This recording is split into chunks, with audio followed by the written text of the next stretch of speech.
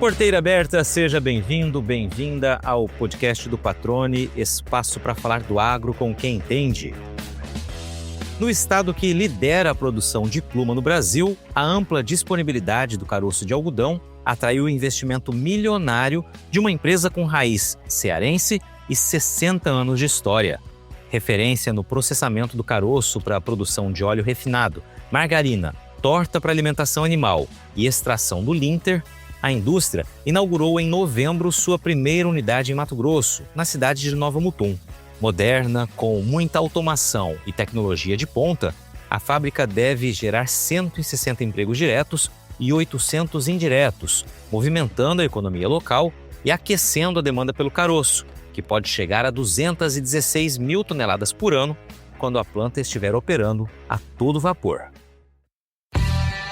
Quando o assunto é algodão, o seu Décio Barreto Júnior fala com a propriedade e a tranquilidade de quem conhece muito bem o tema. Ainda criança, ajudava no preparo do solo, no plantio e na colheita, que naquela época ainda era manual. Filho e neto de agricultores que trocaram o campo pela indústria, ele deu sequência e prosperidade à empresa da família, sabendo agir estrategicamente em momentos difíceis. Entre eles, a crise do algodão na década de 80, quando o bicudo do algodoeiro praticamente dizimou a cultura no Ceará. No bate-papo, relembra histórias dessa jornada, revela os motivos da escolha por Mato Grosso para a instalação desta nova unidade e explica o que levou o grupo a desistir de implantar uma linha de produção de margarina na fábrica de Nova Mutum, que seria pioneira no estado. Seu Décio Barreto Júnior, que satisfação recebê-lo aqui no podcast do Patrone. Agradeço pelo senhor ter aceitado o convite, né? Tive a honra de conhecê-lo algumas semanas atrás, quando vocês me convidaram para, com muita honra, com muito orgulho, né, ajudar na condução de uma inauguração tão importante para vocês e para Mato Grosso, que foi a unidade fabril da Ecoforte em Nova Mutum. A gente vai falar bastante sobre isso mais adiante. Mas antes eu queria, mais uma vez, cumprimentá-lo, agradecê-lo e perguntar se o senhor está bem. Como é que o senhor está? Tudo bem? Está com saudade de Mato Grosso já? Tudo bem, Patrone. Muito obrigado e parabéns pelo trabalho. Foi muitos elogios que eu recebi pela condução. Em relação ao Mato Grosso, eu já estou voltando dia 16 aí, né? E Nova Mutum encantou todos os participantes, né? Todos os convidados para a inauguração. É uma cidade que está muito bem conduzida pelo prefeito Leandro e por seu Alcindo. Isso foi uma satisfação muito boa receber pessoas de São Paulo, Ceará, Bahia, da Espanha, da Argentina, e todos elogiaram o evento e elogiaram a cidade, tá? A fábrica também. E aí assim, a realização de um sonho, né? No aniversário de 60 anos da empresa que começou com meu avô, meu pai, eu sou a terceira geração, e também recentemente eu fiz 60 anos, então tudo culminou com a inauguração. E assim, foi um momento ímpar. Muito legal, me recordo da emoção do senhor no dia, né? E não seria diferente. Agora, seu Décio, antes da gente falar um pouco mais sobre essa unidade, eu queria que as pessoas que estão nos ouvindo conhecessem um pouco quem é o Décio Barreto Júnior e, consequentemente, né, dessa história tão emblemática e tão bonita da Ecoforte. Vamos começar ouvindo um pouquinho do senhor, né? Quem é o Décio Barreto Júnior? Onde o senhor nasce? Como começa a sua trajetória de vida aí? Eu nasci em Cor, Ceará, uma cidade do interior, a 370 quilômetros da capital, Fortaleza. Mais ou menos ali aos 10, 11 anos, eu já ia para a fábrica. A gente tinha uma beneficiadora de algodão e meu avô, meu pai plantavam algodão, e ali eu comecei a arar a terra para plantar algodão, colher algodão. Então já fui muito cedo envolvido na cultura do algodão. E aos 14 anos eu fui admitido como menor aprendiz na empresa, né? Meu pai já tinha dado uma pequena participação para mim. Na sequência, eu fui para Fortaleza, me formei em economia e retornei para a fábrica em 86. Em 86 já estava bem na praga do bicudo do Ceará, e isso eu já fazia uma parte comercial da compra da matéria-prima, tanto da Bahia e ali em 88, eu convenci a meu avô e meu pai a abrir uma unidade em Guanabi, na Bahia. E aí comecei esse projeto em Guanabi. Em 89, a gente abriu em Fortaleza. A Icoforte mesmo, o nome Icoforte, que era uma junção de Icó Fortaleza e uma fábrica de ração e ingredientes, que se tornou, nessa época, a maior em Fortaleza, lá em 89, 90. Bom, e aí veio toda uma sequência, uma migração. Comecei a comprar caroço na década de 90 no Mato Grosso, na fazenda de Itamaraty, Olacir Moraes. Depois de Tangará não tinha nem asfalto. Eu visitei aquela fazenda lá, era estrada de terra ainda, e na década de 90 levava caroço de algodão para a Bahia para beneficiar, para você ter ideia, porque o bicudo também chegou lá. Na sequência, o oeste da Bahia, ali mais ou menos no final da década de 90, início da década de 2000, o oeste começou a produzir algodão na região de Barreiras, Luiz Eduardo Magalhães, São Desidério, e a gente passou a comprar grande parte da semente no oeste. E aí foi avançando, a gente só extraía o óleo, vendia o óleo bruto, só extraía o óleo do caroço de algodão e vendia o óleo bruto para refinarias. E a gente avançou com o projeto de Juazeiro para colocar uma unidade extratora em Juazeiro, no Vale de São Francisco, quando começava a demanda dos nossos produtos, da torta de algodão. Isso foi inaugurado foi em 99 e a gente inaugurou em agosto de 2000. Na sequência, para agregar valor aos produtos, a gente colocou a primeira refinaria lá do Vale São Francisco, inaugurada em agosto de 2005. E de lá para cá, a Ecoforte avançou, cresceu, se tornou líder no Nordeste e a gente foi avançando com a produção, comprando também do Mato Grosso e Bahia. Começamos com um projeto em 2014, uma revisão de planejamento estratégico de uma implantação de uma fábrica de margarina que foi inaugurada em 2018. Isso passou a agregar cada vez mais valor aos nossos produtos. A gente já tinha um certo conhecimento em óleo, mas você agrega mais quando você produz a margarina. E a gente conseguiu formular uma margarina sem gordura hidrogenada, que foi a primeira no Brasil. E aí veio a sequência, a pandemia, ali no primeiro semestre foi bastante complicado, mas na sequência a gente veio uma onda de demanda muito forte, né? No segundo semestre de 2020, o ano de 21, 22 para o agro e para o algodão foram extremamente favoráveis para a cultura, então todo mundo aumentou a área, tudo. E aí surgiu aí o projeto da fábrica de Nova Mutum, ali no início, em março de 21, uma revisão de planejamento estratégico. A gente colocou o projeto no mesmo ano, em julho, a gente adquiriu a área em Nova Mutum com a ajuda da prefeitura. A gente tinha avaliado aí 5 cidades e escolhemos Nova Mutum por ser bem central no coração do Mato Grosso. Tinha um projeto da ferrovia chegar também, é uma área que a Rumo tinha adquirido. Isso facilita porque todo nosso linter, que é uma celulose retirada da semente de algodão, a gente exporta.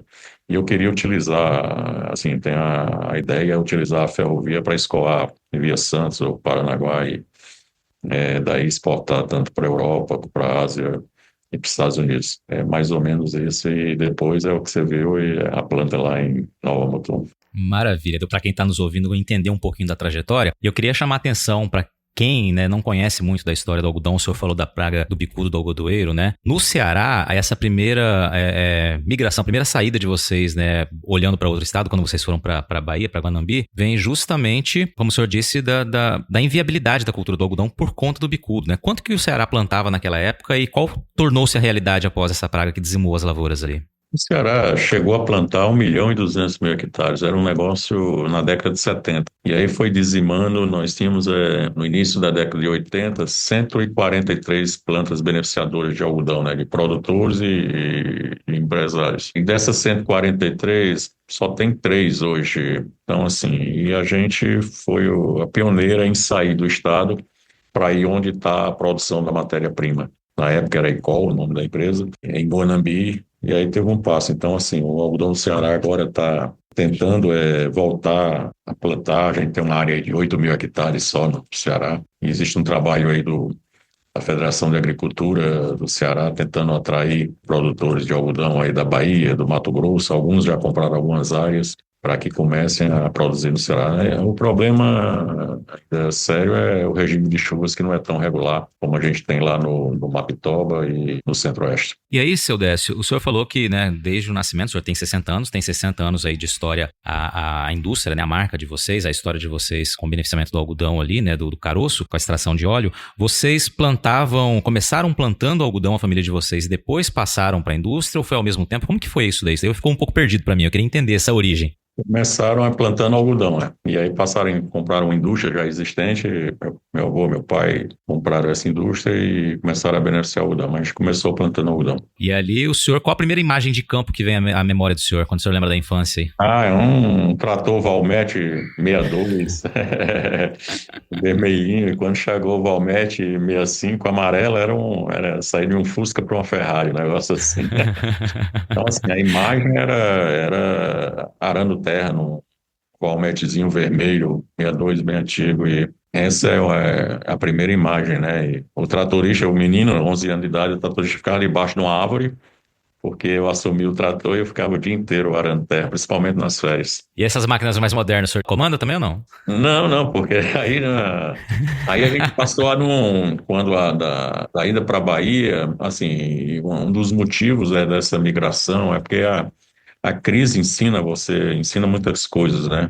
Quando meu avô, meu pai pararam de plantar algodão, eu refletia com eles, como é que você tem uma beneficiadora de algodão e você é o dono e você para? Qual é o incentivo que você vai dar para os fornecedores de algodão dessa empresa? Então, aquilo ficou claro que a gente tinha que sair. A partir do momento que a gente saiu do Ceará, a gente parou de ser produtor de algodão e passamos a ser beneficiadores da semente de algodão. Maravilha, mas eu imagino que aqui em Mato Grosso o senhor vai passar várias e várias vezes aí vendo lavouras de algodão e o pessoal colhendo. Vai bater a curiosidade um dia de entrar e ver se dá conta do recado ainda ou não? Não, eu não sei. Quando eu for aí, essas máquinas vão ser todas autônomas, né? Você vai guiar ela pelo GPS, um controle remoto, alguma coisa desse tipo. Questão. E aí, assim, o algodão, patrão, você tem acompanhado aí, é impressionante a evolução. Né? Já teve momento que uma colheitadeira é lançada aqui para depois ser lançada nos Estados Unidos ou fora, assim. Já teve alguns equipamentos aqui até mais modernos. E é uma evolução, né? O pessoal de algodão sofreu muito, né? Lá atrás nós éramos, sei lá, sétimo, sexto, quinto maior produtor e exportador, e daqui a pouco a gente se tornou o primeiro exportador. Isso é graças ao trabalho desses agricultores, são uns heróis aí, porque colocar o Brasil nesse patamar e melhorando também outra coisa, a qualidade, né? A qualidade e também a sustentabilidade nas lavouras.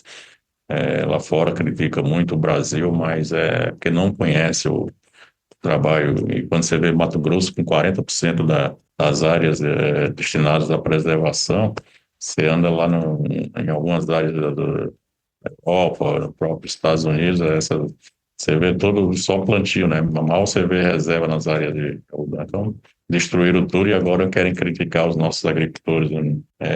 Eu acho que a gente tem uma lei bastante severa com relação a isso. Lógico que teve problema, teve muita gente que tratava a cultura de maneira irregular, mas eu entendo que atualmente isso está bem disseminado da questão da sustentabilidade da produção de algodão em toda a cadeia, né? Até a própria fábrica, por exemplo, a Ecoforte, as unidades, elas não têm nada de efluente, tudo é dentro da semente de algodão, tudo é aproveitado, né? Escapa um pouco é a questão da umidade ainda que é evaporada, mas assim, então assim, hoje está muito sustentável a cultura. Exatamente. Eu até fiz essa brincadeira das máquinas e o senhor pegou o gancho que era justamente para falar da evolução desses anos todos, né? Eu acompanho há 20 anos, né? O senhor está há 60 anos, a evolução ela é gritante do que aconteceu nessas décadas. E aí eu queria tocar em dois assuntos aqui. O primeiro, falando de evolução, é como evoluiu justamente, né, essa operação de vocês no Campo Fabril, né? Os avanços nesses 60 anos. E na sequência eu vou comentar com o senhor sobre sustentabilidade. Mas vamos lá.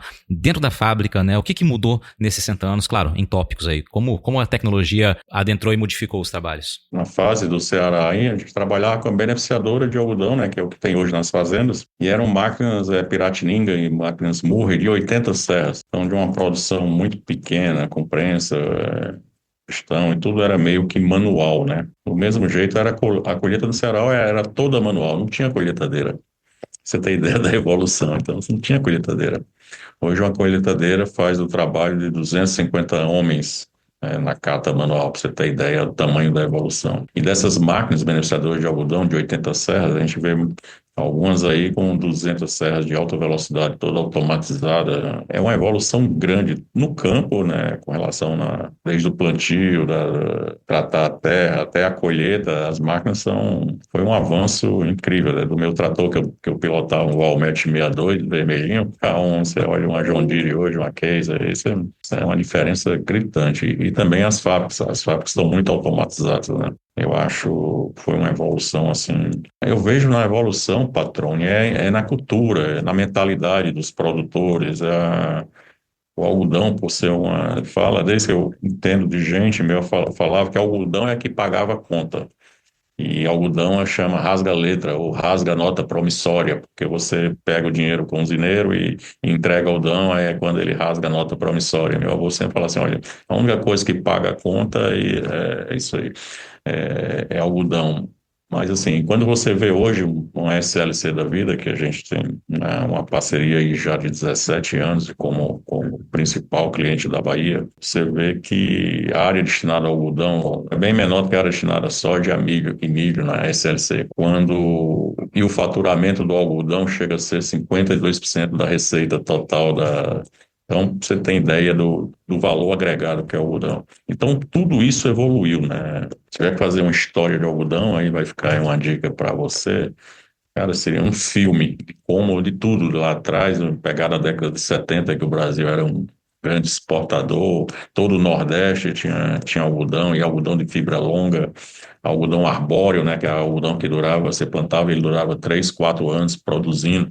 Você jogava o gado dentro, os bois dentro para comer a folha do algodão. Depois, quando chovia, ele voltava, não precisava estar plantando. Praticamente não tinha adubação, não tinha nada. Eu imagino, até vou dar ideia para o pessoal da Brapa de talvez conseguir fazer um filme. Agora mesmo eu estava assistindo a série do Senna e a gente viu lá como ele começou com um quartezinho que o pai dele fabricou no fundo do quintal e como ele chegou a ser campeão mundial. Então, fazendo um comparativo, analogia. Imagine aí um filme de algodão como começou lá atrás. Você vai na Bolsa de Valores em São Paulo, tem uma área lá de algodão que é muito, que era algodão e café na época, né, que movimentava a Bolsa. É uma evolução que merece um registro maior. Com toda certeza, né? E por isso que é muito importante ouvi-lo, né? Que testemunhou boa parte dessa evolução, né? As histórias são sempre muito bem-vindas aqui. E aí, você está sabendo da novidade?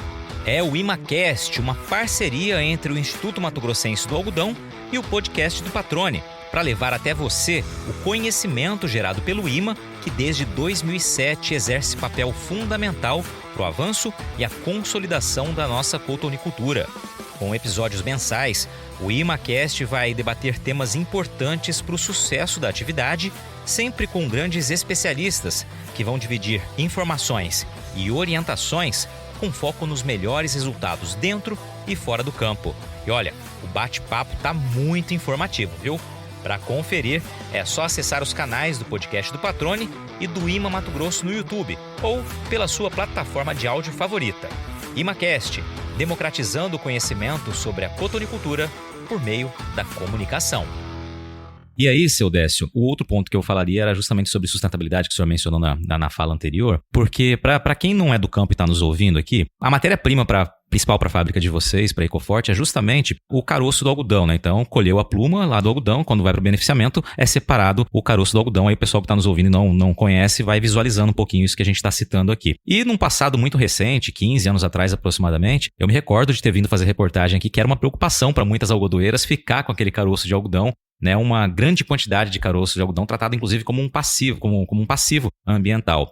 E é justamente uma matéria-prima que hoje a gente vê todo o valor que tem, tanto para alimentação animal quanto para óleo. Enfim, eu queria que o senhor falasse um pouquinho disso, né? Como é que foi na visão do senhor essa mudança também de mentalidade, de maneira de enxergar esse coproduto, né, e não um subproduto ou passivo ambiental, como muitas pessoas já classificaram no passado? Eu acho que tem vários motivos da valorização do caroço de algodão, né?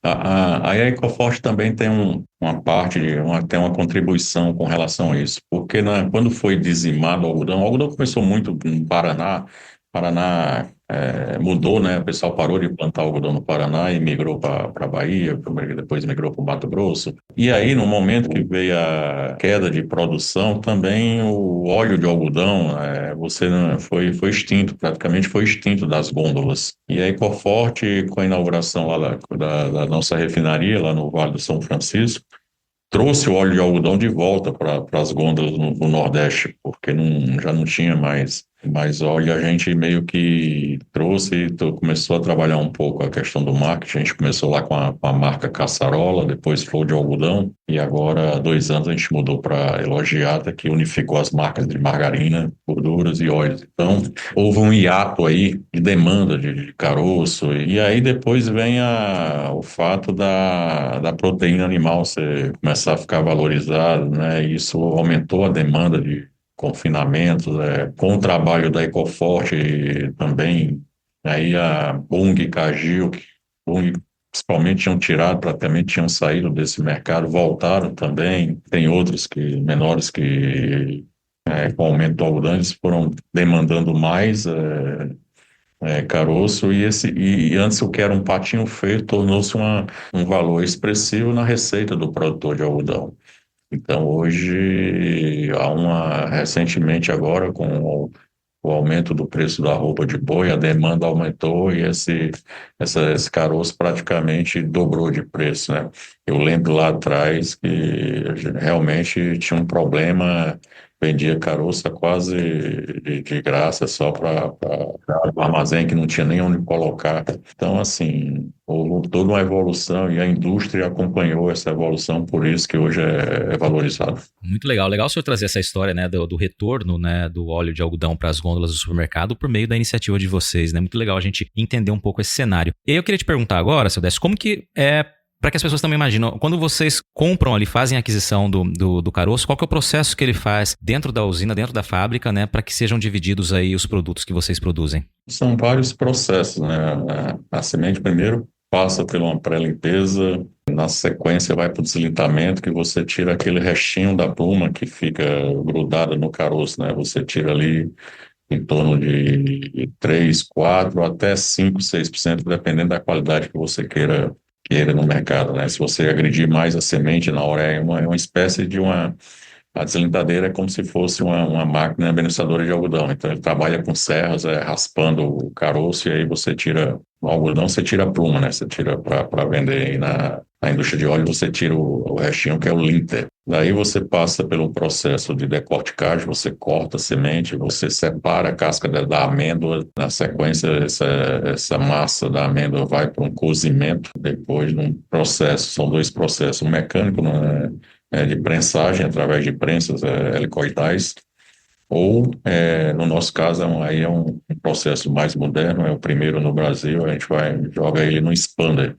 A gente expande essa massa e você extrai o óleo, joga para extração de solvente, adiciona solvente, você extrai esse óleo de solvente, você tem um rendimento maior e uma qualidade melhor no óleo. E aí você separa o farelo, hoje o nosso farelo em torno de 40% de proteína, e não existe no mercado com esse nível, o pessoal fala em 38%, o farelo da Ecoforte está com 40% de proteína, então assim a gente entrega um pouco mais de proteína. Na sequência, esse óleo bruto, né, ele vai para a refinaria, nós passamos por uma fase de neutralização, de tirar a acidez desse óleo, na sequência um branqueamento e depois uma desodorização, que aí você tem um óleo refinado. Você tem um intervalo, quando você só trabalha o óleo bruto, neutraliza e branqueia, você tem um óleo semi-refinado. Isso aí vai para a indústria pode ir para biodiesel, pode ir para a indústria de sabão, sabonetes, pode ir para outras empresas que refinam. Mas no nosso caso, a gente tem o vertical, a gente entrega o óleo refinado, desodorizado, pronto para ser consumido para frituras, né, no geral. E aí, o que vocês destinam que vai para margarina? Esse óleo refinado ele vai para margarina. Ele faz um blend com óleo de palma e através de um processo de cristalização você faz aí sim, a margarina são, entre outros ingredientes, desde sal, um pouco pode entrar leite em pó, pode entrar, dependendo de como você quer fazer a margarina. Se está margarina com menor teor de lipídios, que é a margarina de 60%, a margarina com médio teor de lipídios, a margarina de 70% de lipídios e a margarina de 80% de lipídios, que é muito utilizada em confeitarias e produção de biscoitos, massas no geral. Que legal. E aí, então, vocês têm um mix de produtos aí, né? Muito interessante. E eu conversava na semana da inauguração da fábrica com a Raquel, né? Do marketing de vocês, que inclusive nos acompanha aqui nesse bate-papo. E ela me falava um pouquinho sobre as propriedades, né? Do óleo de algodão e, inclusive, da margarina que vocês produzem. Eu queria que o senhor citasse aqui um pouquinho, né, dessas propriedades, por que ela é tão bem recebida, inclusive pelas pessoas que a experimentam pela primeira vez. Não, aí é todo um trabalho ali, é um trabalho enorme da Raquel, é fazer as pessoas experimentarem da primeira vez. Porque lá atrás, como não trabalhava muito com questão de qualidade, os óleos que eram refinados no Nordeste não tinham tanta qualidade. Então, assim, era um óleo que se igualava ao preço do óleo de soja. O óleo de soja é um bom óleo, mas ele não tem a característica do algodão, ele não resiste a altas temperaturas.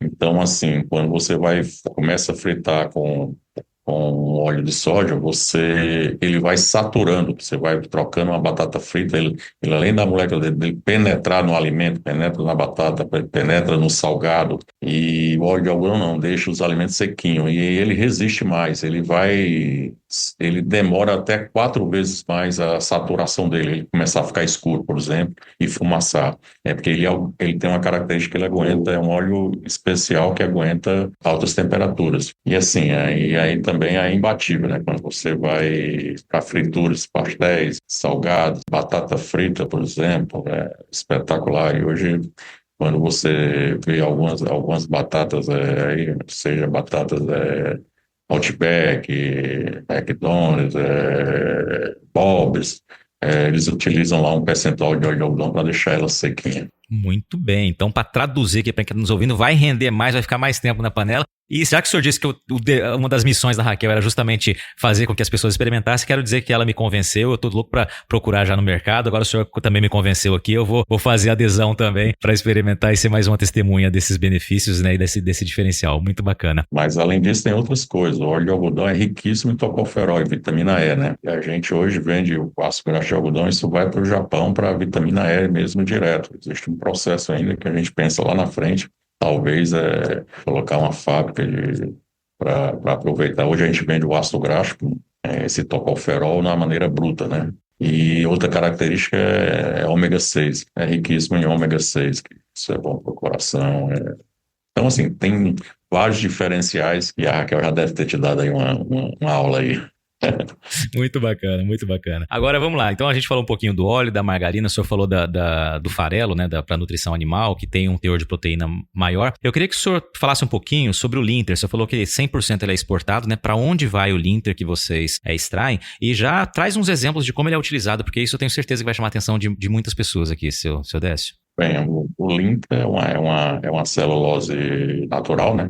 Diferentemente da viscose, por exemplo. É como você tem uma roupa de algodão e uma roupa de nylon, é diferente. O algodão é muito mais gostoso de vestir, mais confortável. E o Linter, a gente vende na forma bruta, né? Isso é vendido como uma matéria-prima para várias N aplicações, né? Uma das principais compradoras nossas é uma empresa ali na Europa que faz o papel moeda, por exemplo. Ele tem uma característica de ser natural e ele agrega bem a tinta da nota de documentos, e dificulta a falsificação, né?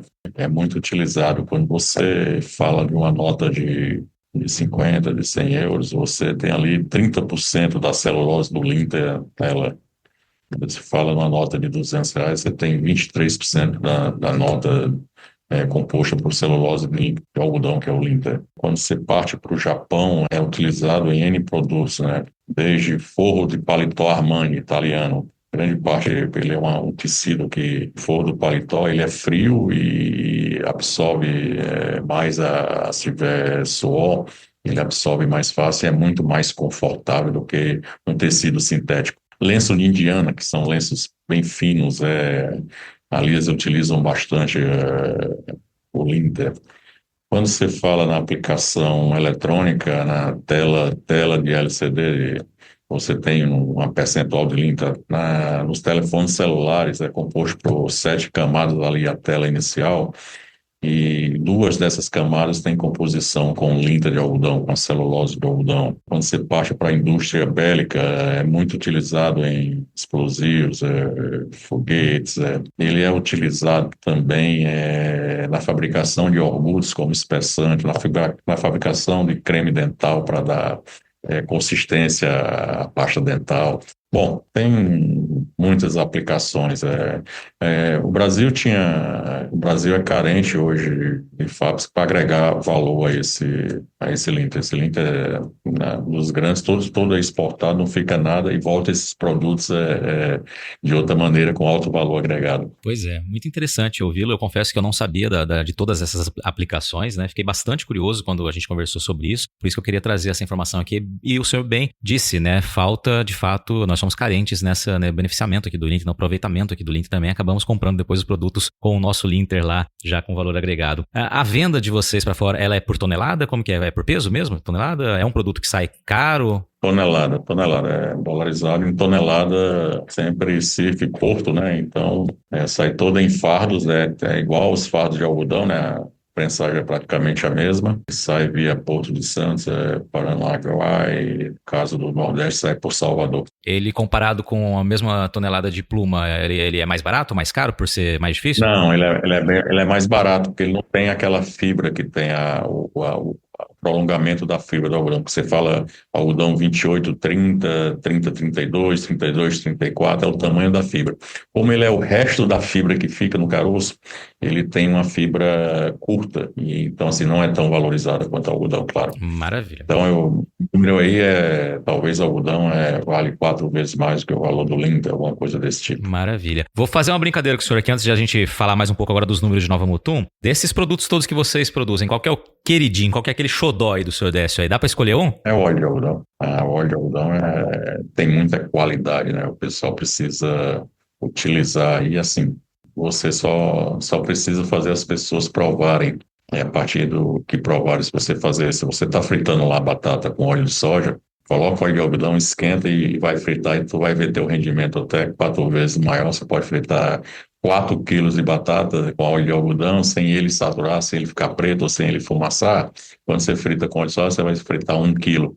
Então, por aí você tira a parte econômica do produto e a característica dele não penetrar no produto. Se você apertar uma batata com óleo de soja, você vai ver que ela está encharcada de óleo. Se você apertar uma batata com óleo de algodão, você vai ver que não. Ela está sequinha por fora, fica crocante, seca por dentro e crocante por fora.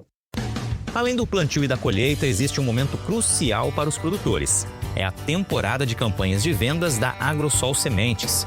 Estamos no período ideal para adquirir sementes de alta qualidade, com condições especiais e assegurar as melhores variedades para a próxima safra. Na Black November da Agrosol, o produtor pode garantir sementes de soja para a safra 25-26 com vantagens únicas, incluindo o pagamento até o dia 20 de dezembro. Já quem participa da campanha Saia na Frente com a Agrosol encontra excelentes condições de negociação e ainda tem a facilidade de realizar o pagamento apenas no próximo ano. São sementes de qualidade comprovada que proporcionam produtividade e rentabilidade ao seu negócio. Outra vantagem é a flexibilidade nas escolhas. O produtor que fechar a compra em dezembro pode definir, até abril de 2025, quais as cultivares que deseja plantar, de acordo com a disponibilidade de estoque da empresa. Então, não perca as oportunidades. Entre em contato com o representante de vendas da Agrosol ou ligue para o número 66 2123 5201 e saiba mais sobre as campanhas. Você está ouvindo o podcast do Patrone. Agroinformação com quem entende. Agora, seu Décio, vamos falar um pouquinho da fábrica em Nova Mutum, né? O senhor disse ali, o início começou em 2021, né? A ideia veio o período de construção e a inauguração foi agora no fim de novembro desse ano, né? Algumas semanas atrás. Eu queria que o senhor me falasse um pouquinho dos números dessa unidade, né? Obviamente, a vinda para Mato Grosso é estratégica, como o senhor bem mencionou, né? Começava a comprar algodão aqui no passado, né? O caroço aqui no passado, desde a época da Itamaraty, com o Alacir de Moraes. E ali o sentimento de um dia vir para Mato Grosso, claro, já nasceu, né? E a realização se deu agora. Me fala um pouquinho dessa unidade de Nova Mutum, qual o tamanho que ela ocupa, qual a capacidade que ela está de processamento? Para ser sincero, a gente já deveria estar no Mato Grosso há muito tempo, né? Talvez uma segunda fábrica que a gente colocou na Bahia, se tivesse colocado no Mato Grosso, começa, e aí você vem a o porquê, mas o número é o seguinte, a Bahia é o segundo maior produtor.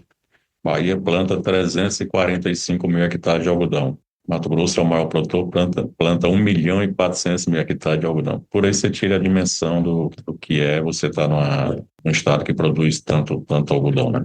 E a fábrica começou a desenhar, né, 4 mãos, aí eu tenho várias pessoas que me ajudaram, tanto fabricante de equipamento, e foi assim, foi um projeto que a gente trouxe os alemães para a Lurg, a refinaria é alemã, trouxemos os indianos, caso do deslentamento, toda a seção de deslentamento é indiana. Tem a Aliança, que são parceiro nosso, fornecedor da extração de solvente.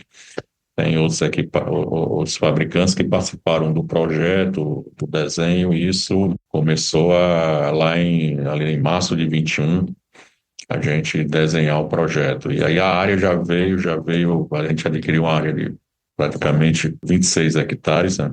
A área total são 260 mil metros, a área construída dos silos, de toda solvente, deslentamento, invase, nós temos aí aproximadamente 45, 46 mil metros de área construída. A gente tem praticamente 9 quilômetros de manilhas de drenagem, porque como chove bem, eu tenho que deixar, não pode acumular água, né, nos depósitos de farelo, nos depósitos de caroço, então assim, é uma drenagem muito, parecia uma cidade, então embaixo ali da fábrica, das vias lá, tem muita tubulação. E aí foi trabalhando, encontramos um bom parceiro na Nova Mutum, HFC, e tinha a questão dos silos, foram feitos de pré-moldados, isso deu rapidez à obra e limpeza também.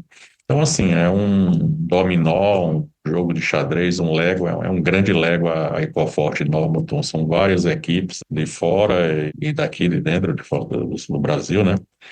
E você construiu aquele Lego, tinha lá, sei lá, 16, 18 pessoas trabalhando no mesmo projeto.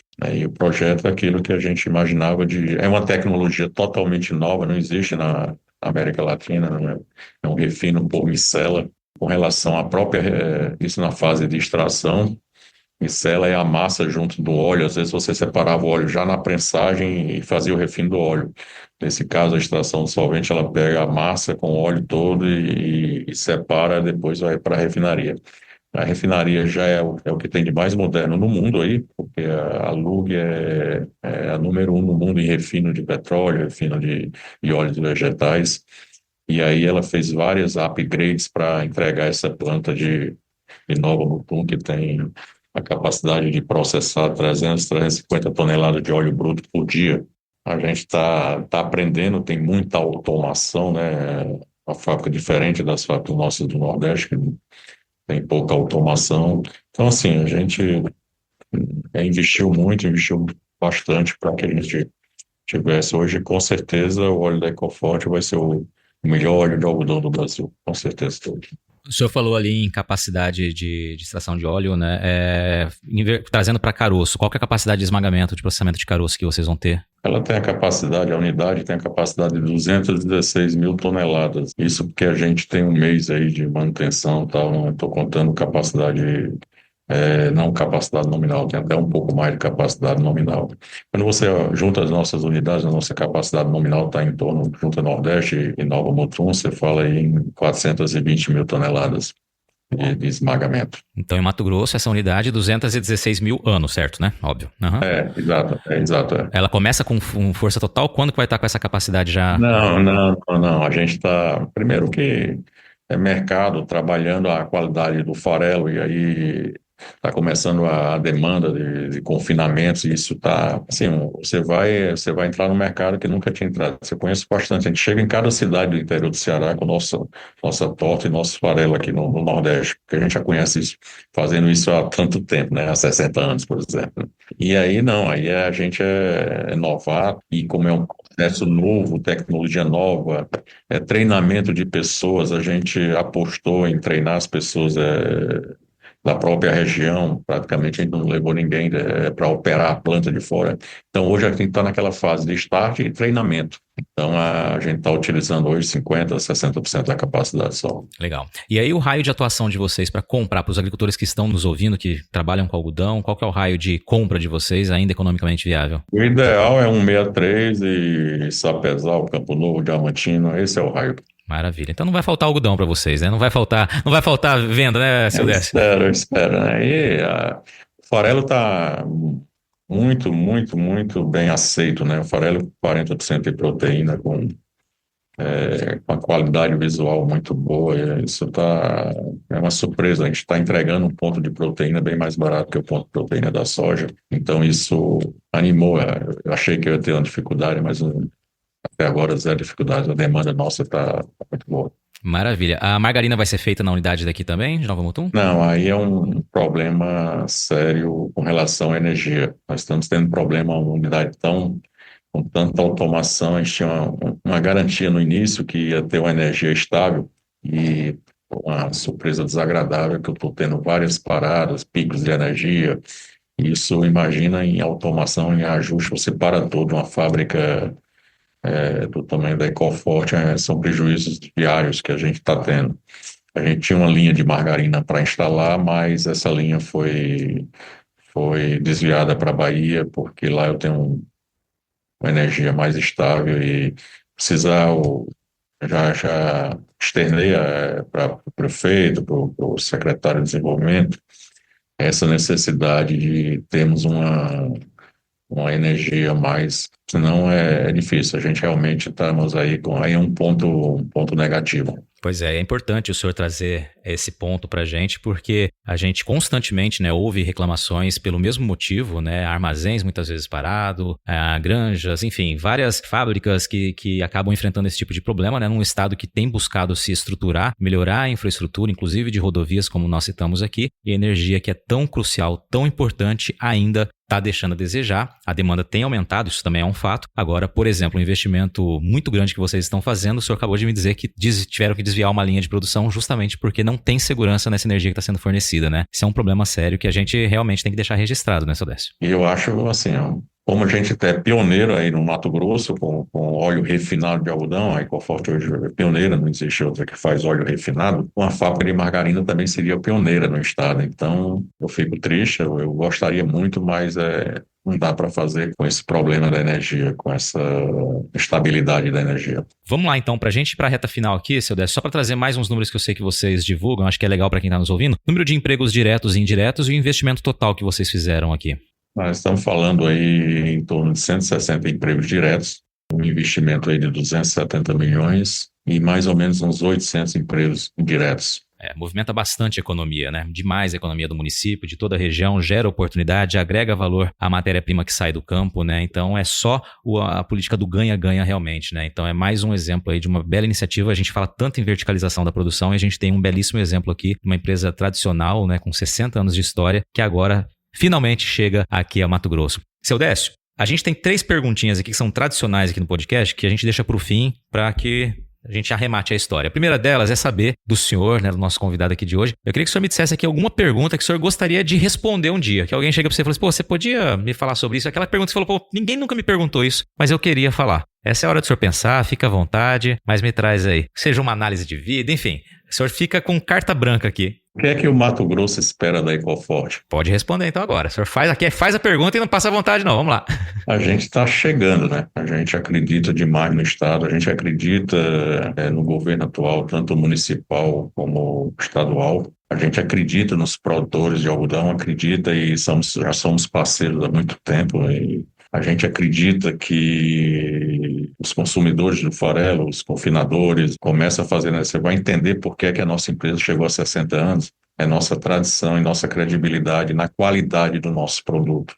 E a gente acredita muito, a planta, você viu, ela tem várias áreas de crescimento, a gente acredita muito, a partir do momento de resolver o problema da energia, da instabilidade da energia, a Ecoforte vai voltar a investir em Nova Mutum. Muito bem, muito bem. A outra pergunta que nós temos aqui a gente quer saber uma curiosidade sobre o senhor, uma curiosidade pessoal aí sobre o senhor Décio Barreto Júnior.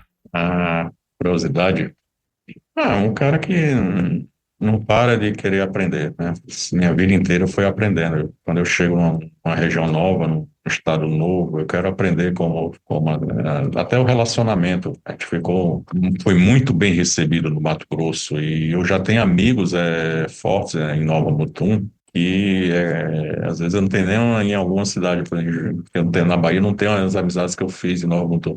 E a gente já chegou com muita credibilidade. A empresa é uma tradição honrar os compromissos. E a gente chega, temos um parceiro forte na Bahia, SLC Agrícola, isso são uma parceria já há 17 anos.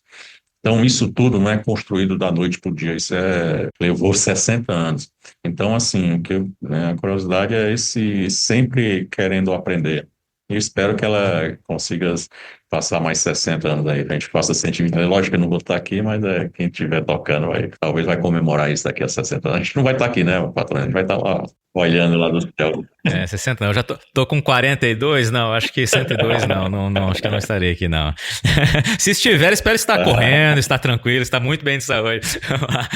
Ô, seu Décio, agora, quem quiser procurar o senhor, quiser saber mais sobre a Ecoforte, só procurar no site, nas redes sociais, certamente, mas para achar o senhor, também na Ecoforte, como que faz? Lá, o site está bem completo, a gente está sempre atualizando. Tem o Vitor, que é nosso gerente nacional de nutrição animal, que é um técnico muito bom, já tem alguns parceiros aí. Tem a Raquel na parte do marketing. A gente está à disposição de porta aberta aí para os confinadores, para os produtores, para os nossos fornecedores. A gente eu já fui presidente do sindicato do Ceará por 2 vezes, eu sou vice-presidente do sindicato da Bahia das Indústrias de Óleo, e assim, sempre os meus concorrentes são meus parceiros, são fornecedores de óleo bruto, eles concorrem, mas são meus parceiros, e a gente sempre teve essa política de ter todo mundo em prol da cadeia. Nesse exato momento a gente está brigando pelo óleo de algodão na cesta básica, que foi retirado. Estamos brigando aí para a isonomia do farelo de algodão, ao farelo de soja, ao farelo de milho. Estamos aí nessa luta e, assim, sempre agregando valor à cadeia. É isso que eu acho que a gente chegou tão longe por conta desse jeito de ser. Maravilha, seu Décio. Quero te agradecer muito e aqui, particularmente, né, falar ao senhor e a todos que estão nos ouvindo, né, do quanto eu passei a admirar a história de vocês, né, conheci evidentemente por conta desse contato feito para a inauguração e a transparência de vocês, a simplicidade que o senhor conversa com as pessoas nos eventos, tanto na inauguração quanto com todo mundo que está à volta, a maneira como vocês enxergam os colaboradores, né, que eu ouvi ali muitas testemunhas também, acho que isso faz a diferença e a gente precisa de fato de cada vez mais iniciativas como essa, pessoas como essas e empresas que também pensem, claro, no desenvolvimento, na produção, na sustentabilidade econômica, ambiental e social, mas pensem como um todo, né? Não esqueçam nunca que quem faz os números são as pessoas, né? Quem faz as coisas acontecerem realmente são as pessoas e vocês são um exemplo disso. Muitíssimo obrigado pela confiança, pela disponibilidade de tempo e por ser tão transparente aqui, né? Contando um pouco da história de vocês aí desses 60 anos nesse bate-papo muito tranquilo, muito leve, muito gostoso de participar e certamente quem ouvir vai pensar o mesmo. Muitíssimo obrigado, viu? Obrigado a você, patrão. Foi um prazer, tá? A gente está porta aberta aí para ajudar, pedindo só para que conheçam o nosso produto. Vocês vão entender como é que é o nosso jeito de tratar os parceiros. E aí, gostou do bate-papo? Então dá aquela força e compartilha essa entrevista com os seus contatos. E olha, aproveita para mandar aquele feedback dizendo o que você está achando do podcast do Patrone.